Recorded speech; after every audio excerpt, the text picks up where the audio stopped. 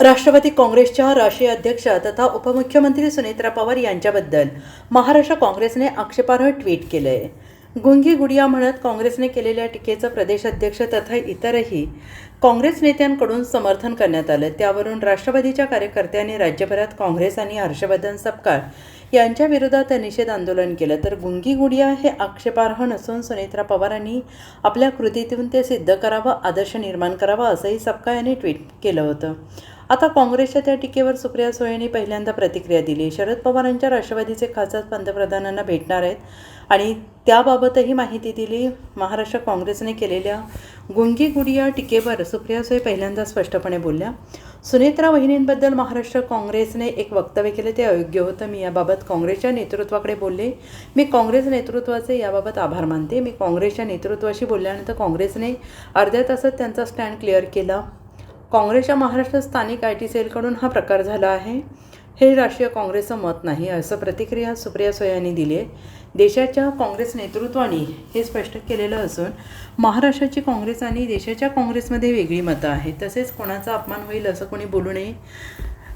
केंद्राच्या काँग्रेसने मनाचा मोठेपणा दाखवला आहे असंही सुप्रिया सुळे यांनी म्हटलेलं आहे। तसेच पंतप्रधानांना 8 खासदार भेटणार असल्याबाबत स्पष्टीकरण देखील त्यांनी दिलं आहे।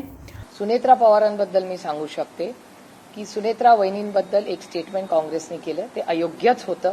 मी स्वतः काँग्रेसच्या लीडरशिपशी बोलले आणि मी काँग्रेस लीडरशिपचे जाहीर आभार मानते। त्याचं कारण असं की मी काँग्रेसच्या लीडरशिपशी बोलल्यानंतर अर्ध्या तासातच काँग्रेसने त्यांचा स्टँड क्लिअर केला आणि हे स्थानिक सोशल मीडियाची त्यांची कोणती स्थानिक महाराष्ट्रातली त्यांच्याकडून झालेलं आहे, हे राष्ट्रीय काँग्रेस पक्षाचं मत नाही, हे पूर्णपणे देशाच्या काँग्रेसच्या लीडरशिपने क्लिअर केलेलं आहे।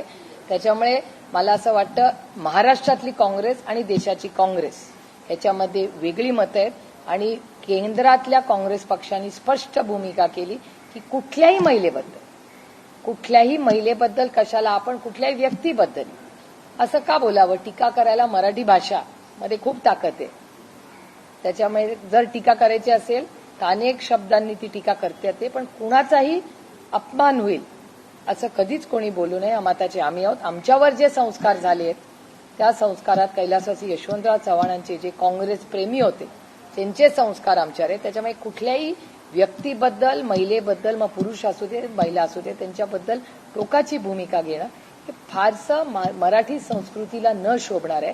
त्यामुळे माझी विनम्र विनंती आहे काँग्रेस पक्षालाही की ठीक आहे, जे झालं विषय सोडून देऊया। काँग्रेसनी त्याचं केंद्राच्या काँग्रेसनी मनाचा मोठेपणा दाखवून जे काय करायचं होतं तो निर्णय घेतलेला आहे। त्यांनी ते स्टेटमेंट चुकीचं आहे हे केलेलं आहे। त्याच्यामुळे पुढे जाऊया। कधीतरी या गोष्टी सोडून आपणही मनाचा मोठेपणा करून पुढे जायचं असतं, कारण ह्या देशासमोर आणि या राज्यासमोर खूप मोठं आर्थिक संकट आहे, पाण्याचं संकट आहे, अनेक इन्व्हेस्टमेंट्सचे इश्यूज आहेत। त्यामुळे खूप गोष्टी आज एम्प्लॉयमेंट असेल, नोकऱ्यांचे प्रश्न आहेत, खूप मोठी आव्हानं आहेत। त्यामुळे या सगळ्या आव्हानांकडे आपण पुढे सगळे एकत्र मिळून कसे लढणार आहोत याची मला वाटतं आपण सगळ्यांनी काळजी करावी। Bureau report SBN Marathi, Mumbai.